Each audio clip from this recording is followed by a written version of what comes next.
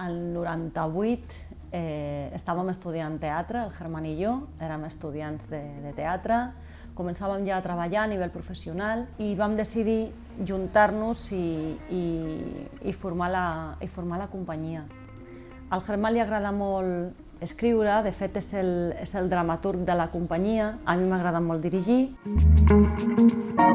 I amb la Curva és l'espectacle que va com esclatar el que és Carro de Bacó, perquè la Curva va començar a viatjar a nivell internacional. Des d'aleshores, doncs, aquí estem batallant, costa moltíssim, però és un món totalment apassionant. Ara mateix som productors dels nostres espectacles, creadors també. Ara estem ubicats en fer una producció i produir més assíduament del que podíem fer abans perquè no teníem eines. Ara el fet de tenir un espai ens dona una eina brutal per produir.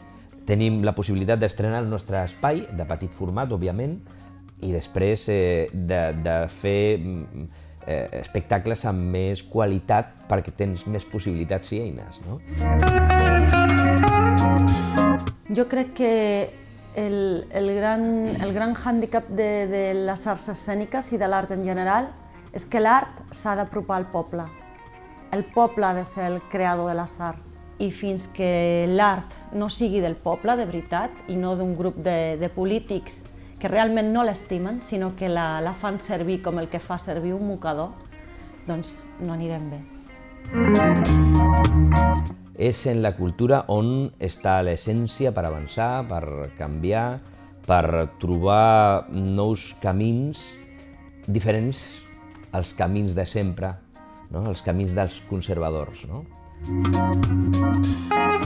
L'any vinent, el 2012, muntarem un festival que es diu Etnoescena i que internacional, una trobada internacional d'arts escèniques que el que pretén és aglutinar tots els fluxos migratoris o la majoria dels fluxos migratoris de la ciutat.